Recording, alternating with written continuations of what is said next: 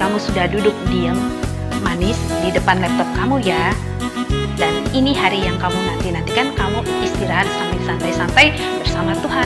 Eits, ada kabar baik loh adik-adik. COVID-nya sudah mulai turun. Nah, kalau sudah turun begini, mudah-mudahan sebentar lagi kita bisa beribadah lagi. Atau mungkin juga yang paling depan duluan tuh ya bersekolah lagi ya adik-adik. Ketemu teman baru lagi dan kita beraktivitas normal. Kita doakan selalu ya adik-adik. Kita harus penuh semangat dan selalu mengucap syukur. Mari kita awali ibadah kita dengan bernyanyi Selamat Pagi Tuhan. Selamat pagi Tuhan, tak lupa terima kasih. Tuhan telah pelihara kami setiap hari. Matahari bersinar, burung-burung bernyanyi, bertambah-tambah indahnya.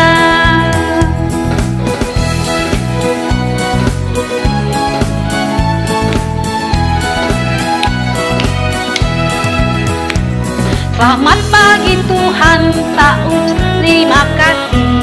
Tuhan telah pelihara kami tiap hari. Matahari bersinar, burung-burung bernyanyi, bertambah-tambah indahnya. Mari kita awali ibadah kita dengan berdoa. Yuk adik-adik, lipat tangan, tutup mata, kita berdoa. Tuhan Yesus, kami bersyukur untuk setiap hari yang Engkau beri bagi kami. Dan sekarang hari Minggu, hari yang baik bagi kami untuk dapat mendengarkan firman Tuhan, untuk kami bisa berakar di dalam Tuhan, dan kami nanti bertumbuh dan berbuah bersama-sama dengan Tuhan. Karena itu Tuhan, kiranya Engkau memberkati kami dari awal, tengah, hingga akhir dari ibadah ini. Kami tetap setia dan kami mendapatkan banyak berkat dari ibadah kami ini. Terima kasih ya Bapa, kami serahkan semuanya ke dalam tangan kasih-Mu. Amin. Dari mana sih kita tahu bahwa kasih Yesus itu indah ya adik-adik? Iya, betul. Di tengah persoalan kita nggak bisa nyelesain, tahu-tahu ada yang nolong kita. Ya mama papa, ya adik kakak, atau teman-teman kita. Dan kita dicukupkan segala sesuatu adik-adik. Tahukah kamu mendapatkan semua itu kalau tidak karena pertolongan Tuhan, kita tidak mendapatkannya. Karena itu kasih Yesus itu indah dan indah seperti pelangi. Baik adik-adik, kita nyanyikan lagu Kasih Yesus Indah, oh indah.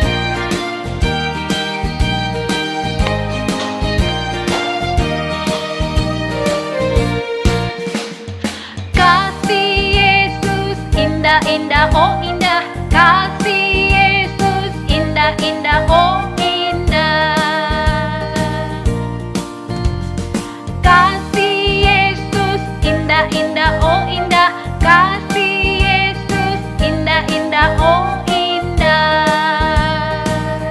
Lebih indah dari pelangi, lebih indah dari bintang di langit, lebih indah dari taman, oh Yesusku. Gimana caranya kita bisa berakar di dalam Tuhan? Ya, kalau mau berakar di dalam Kristus, kita harus setia mencari kebenaran firman Tuhan. Oh, cari benernya dari mana? Kita membaca Alkitab, kita bersaat teduh, kita rajin beribadah minggu. Kadang-kadang ya, kalau kita belajar ada yang bisa membaca, tapi ada juga yang bisa mendengar. Jadi kita mix, mana yang bisa masuk di dalam hati dan pikiran kita. Bisa juga dengan menonton. Ya, jadi adik-adik lakukan semuanya untuk mendapatkan firman Tuhan. Ya, supaya kamu bisa berakar, bertumbuh dan berbuah. Dan kau menjadi teguh, karena itu yang Tuhan mau untuk kita. Mari adik-adik, kita nyanyikan berakar, bertumbuh, dan berbuah. Tuhan inginkan setiap anak-anaknya mengenal Dia dan jadi dewasa, menentang dunia dan melawan dosa. Hidup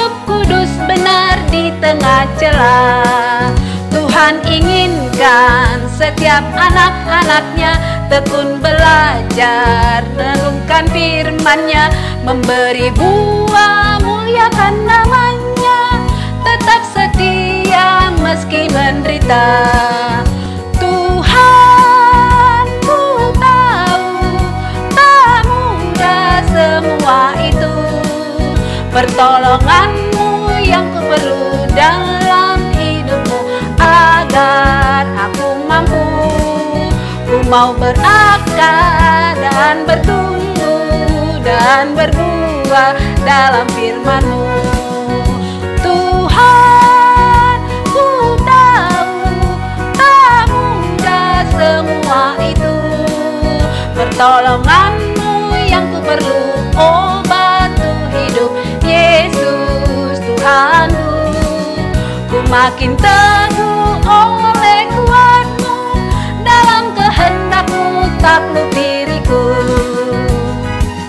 Halo adik-adik, apa kabarnya? Semua sehat-sehat ya? Hari ini kita bertemu lagi dan untuk mendengar cerita sekolah minggu dari Kak Dodo. Nah, sebelum kita mulai, kita berdoa dulu ya. Mari kita lipat tangan, tutup mata, kita berdoa bersama. Tuhan Allah Bapa kami yang bertahta di kerajaan surga, terima kasih Bapa atas segala berkat-Mu, kasih karunia-Mu, sehingga kami boleh berkumpul di sini dalam keadaan sehat, Bapa. Terima kasih Bapa, sertai kami Bapa untuk mendengarkan bersama-sama firman-Mu dan belajar bersama. Dalam nama Tuhan Yesus Kristus, kami sudah berdoa dan mengucap syukur. Amin. Adik-adik, tema kita di minggu ini adalah rencana Allah untuk membangun kerajaan. Jadi ada 4 fokus pelajaran yang akan kita bahas hari ini. Pertama adalah menelusuri rencana Allah untuk membangun kerajaannya melalui umatnya. Kemudian yang kedua, mengakui bahwa Allah telah memasukkan orang-orang dari setiap suku, bahasa, dan bangsa ke dalam kerajaannya.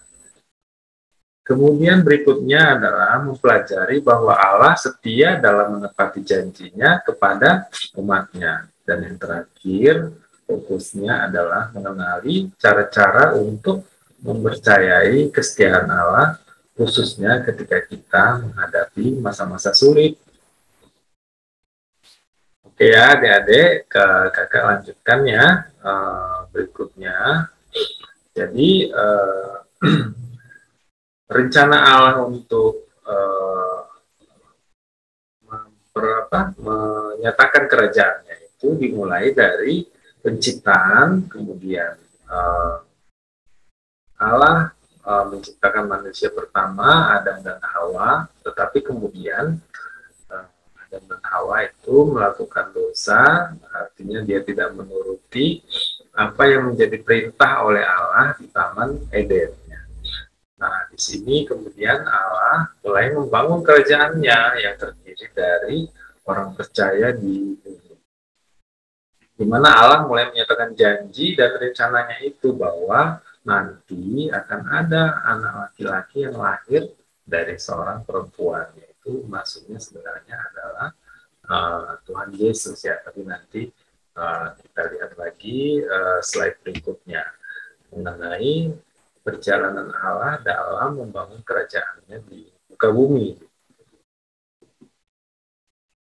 Nah, setelah penciptaan, setelah Adam dan Hawa melakukan dosa, mereka kemudian keluar dari Taman Eden dan mulai Allah membangun kerajaannya seperti tadi kakak sebut di slide sebelumnya ya. Nah, di dalam Kejadian 12 ayat 1-3 Tuhan berfirman kepada Abram ya. Jadi Abram dipanggil Allah untuk pergi dari negerinya dan menuju suatu negeri yang ditunjuk oleh Allah ya. Allah berjanji bahwa Allah akan membuat Abram dan keturunannya untuk menjadi bangsa yang besar, dan kemudian Allah memberkati bangsa ini dan membuat namanya masyhur dan kemudian menjadi berkat bagi banyak orang. Juga Allah berjanji bahwa Allah akan memberkati orang-orang yang memberkati Abram ya, dan untuk orang-orang yang mengutuk Abram, dan oleh semua kaum di muka bumi akan mendapatkan berkat. Jadi seperti itu janji Allah kepada Abram. Jadi Abram ini kan nanti kakak tunjukkan juga merupakan keturunan dari Adam ya.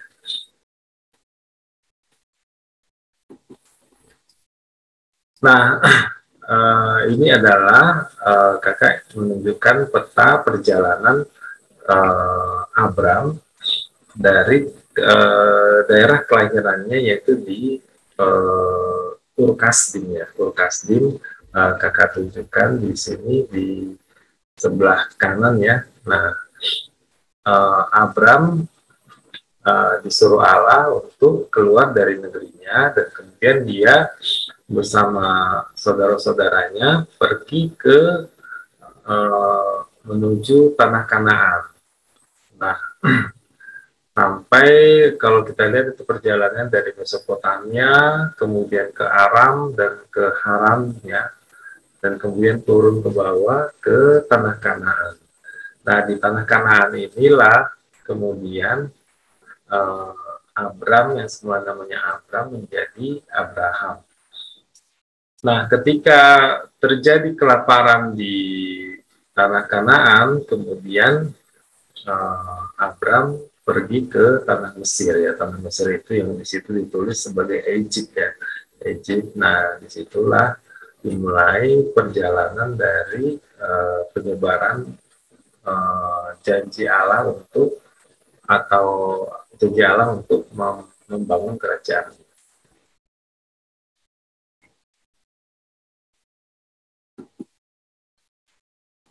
Nah, kemudian di Keluaran 19 ayat 4 sampai 6 Allah menyatakan bahwa dalam ayat 4-nya bahwa kamu sendiri telah melihat apa yang kulakukan kepada orang Mesir, bagaimana aku telah mendukung kamu di atas sayap Raja Wali. Jadi dan membawa kamu kepadaku. Jadi maksudnya Tuhan Allah itu mendukung keturunan Abram di tanah Mesir ya. Tapi dikatakan juga bahwa jika kamu sungguh-sungguh mendengarkan firman-Ku, jadi dimasukkan kepada Abraham waktu itu, dan berpegang pada perjanjian-Ku, maka kamu akan menjadi harta kesayangan-Ku sendiri. Dan dari antara segala bangsa, sebab Akulah yang punya seluruh bumi. Selanjutnya dikatakan bahwa kamu akan menjadi bagiku kerajaan imam dan bangsa yang kudus. Jadi inilah semuanya firman yang harus kau katakan kepada orang Israel. Nah, jadi di sini kakak juga ingin menunjukkan perjalanan dari rencana Allah dalam membangun kerajaannya ya. Jadi sini mulai dari Adam dan Hawa, dan kemudian Abraham kan tentunya keturunan dari Adam dan Hawa, dan kemudian Abraham ini mempunyai anak dari Sarah yang bernama Ishak, kemudian keturunan Ishak itu adalah Yakub dan Esau, dan kemudian Yakub mempunyai 12 anak. Yakub ini biasa juga disebut dengan Israel ya. Nah, 12 anak Yakub inilah yang menjadi suku-suku dari 12 suku dari bangsa Israel. Selanjutnya penyebaran kerajaan Allah itu dilanjutkan oleh bangsa Israel ya, dan melalui raja-raja dan para nabi-nabi. Dan kemudian karena kan waktu mereka di Mesir ya, mereka kan sangat menderita. Dan kemudian Tuhan mengirimkan Musa. Musa ini adalah sebenarnya putra dari Yokebed, orang Israel, dan kemudian dia dibesarkan oleh putri Firaun. Dan kemudian Musa inilah yang membawa bangsa Israel dari tanah Mesir, ya, keluar dari tanah Mesir. Dan selanjutnya setelah ratusan tahun dari Musa, Allah melalui Nabi Yesaya mengingatkan lagi kepada keturunan Israel ini untuk kembali patuh kepada Allah, ya. Jadi di dalam Yesaya dikatakan bahwa terlalu sedikit bagimu hanya untuk menjadi hambaku, untuk menegakkan suku-suku Yakub. Maksudnya suku-suku Yakub itu adalah orang Israel tadi, ya, kan Yakub ini disebut juga dengan Israel, untuk mengembalikan orang-orang Israel yang masih terpelihara. Tetapi aku akan membuat engkau menjadi terang bagi bangsa-bangsa, supaya keselamatan yang ada padaku sampai ke ujung bumi. Jadi di situ Allah menyatakan bahwa Allah akan membangun kerajaannya sampai ke seluruh bumi. Nah, selanjutnya setelah Yesaya, kemudian Yesus Kristus datang melalui kelahirannya di zaman yang kita sebut dengan Perjanjian Baru. Nah, pada masa itu, setelah Kristus disalibkan, kemudian naik ke surga, maka penyebaran Injil atau pembangunan kerajaannya itu dilakukan oleh murid-muridnya. Nah, murid-muridnya ini kemudian membentuk sebuah komunitas yang kita sebut dengan gereja mula-mula, dan dari situlah penyebaran Injil dilakukan ke seluruh dunia.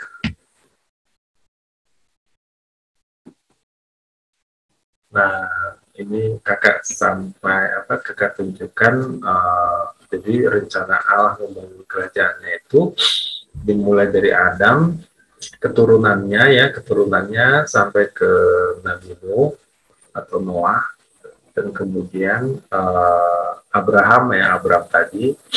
Kemudian Abraham mempunyai anak Yakub dari Ishak, ya. Jadi anaknya Abraham itu dengan Sarah itu kan namanya Ishak. Kemudian keturunannya berikutnya adalah Yakub. Jadi sebenarnya 12 bersaudara, ya. Yakub ini yang kemudian sampai ke Raja Daud, ya. Raja Daud, dan kemudian keturunannya berikutnya dari yang ini adalah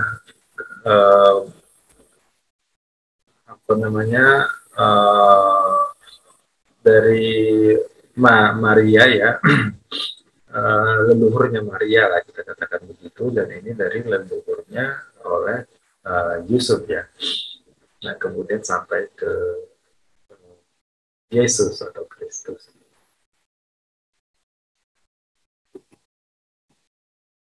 Nah, kemudian tadi penyebaran Injil ini tadi sudah kakak katakan bahwa dilakukan oleh para murid yang membentuk gereja mula-mula, dan kemudian penyebaran ini setelah masa kerajaan-kerajaan pada abad-abad awal, setelah gereja mula-mula dilakukan oleh misionaris. Jadi misionaris ini melakukan penyebaran Injil ke seluruh dunia, ya, termasuk ke Indonesia, ya, ke India dan seterusnya. Nah, tapi kemudian setelah itu zaman berubah, ya, media sosial berkembang, internet berkembang, kemudian media sosial, sehingga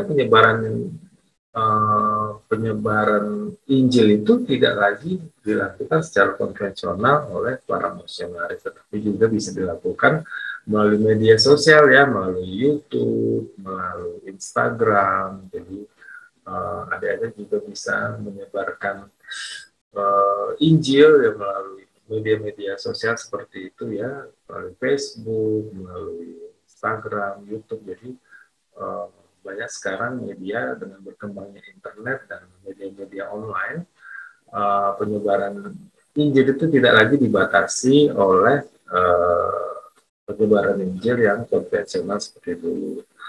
Dan yang terakhir adalah perkembangan yang kita sebut dengan metaverse. Sekarang juga ada gereja metaverse, walaupun kakak nggak tahu ya bagaimana nanti trennya ke depan, tapi penyebaran Injil itu semakin tanpa batas ya, tanpa batas ruang dan tanpa batas waktu.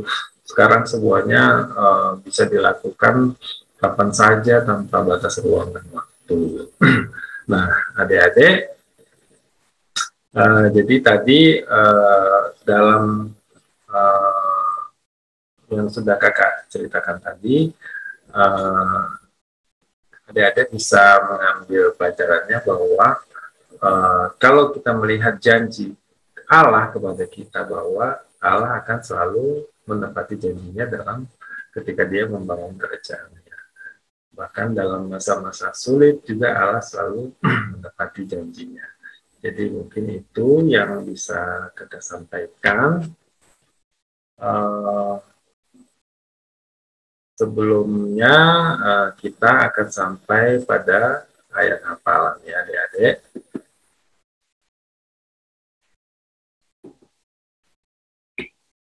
Ayat hafalan kita diambil dari Yeremia 31 ayat 33b ya.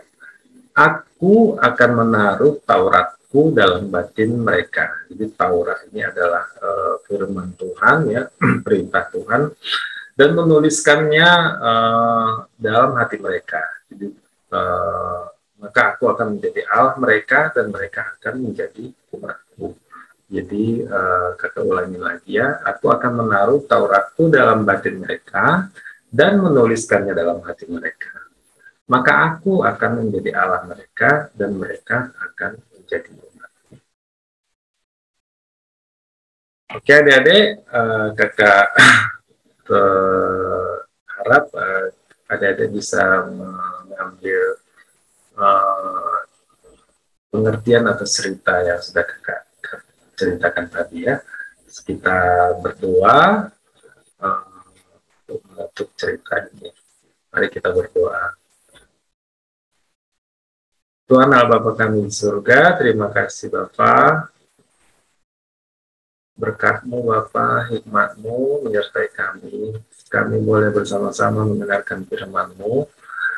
Kiranya Kau ajar kami untuk boleh mengerti, boleh paham mengenai rencana, mengenai pembangunan kerajaan-Mu. Sehingga kami boleh juga ikut berperan dalam membangun kerajaan-Mu. Terima kasih Bapa, ampunkan segala dosa-dosa kami. Kami serahkan doa kami ini hanya di dalam nama Tuhan Yesus Kristus. Amin. Iya betul. Persembahan sejati itu adalah mempersembahkan tubuh kita. Nah karenanya tubuh ini harus kita jaga dan kita rawat supaya tetap sehat dan kita bisa berkarya menghasilkan banyak berkat. Berkat itu kita kembalikan lagi kepada sesama kita. Bisa melalui gereja, melalui persembahan yang kita beri. Mari adik-adik kita mempersembahkan berkat itu ke dalam rumah Tuhan dan kita bisa mentransfernya ke rekening gereja yang bisa minta tolong sama mama papa. Baik adik-adik, kita iringi persembahan ini dengan lagu Kami Bawa Pujian. Kami bawa pujian ke dalam rumah Tuhan.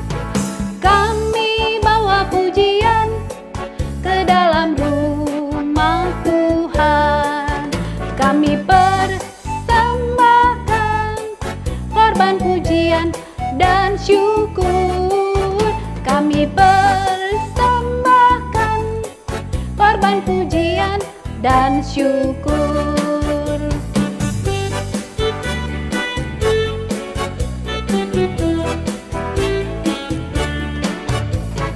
Kami bawa pujian ke dalam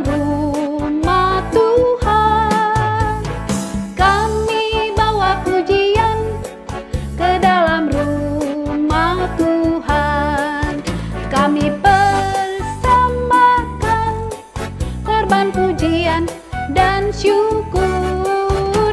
Kami persembahkan korban pujian dan syukur. Waktunya bagi kita untuk mendoakan persembahan ya adik-adik. Yuk mari kita berdoa.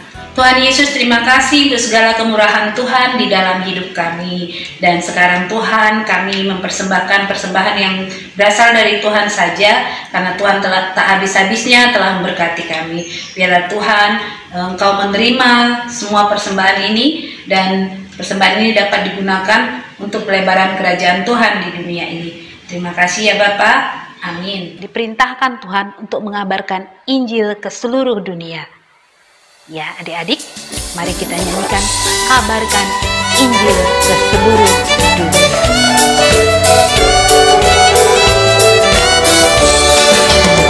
Mari sebarkan Injil ke seluruh dunia. Mari kabarkan nama Yesus Maha Mulia. Besar kasih-Nya bagiku dan bagi kita semua. Dia mati bagi umat manusia. Mari sebarkan, mari wartakan keselamatan dari Tuhan tiada terperi. Dan teruskan serta beritakan rahmat ilahi dalam Yesus diberi.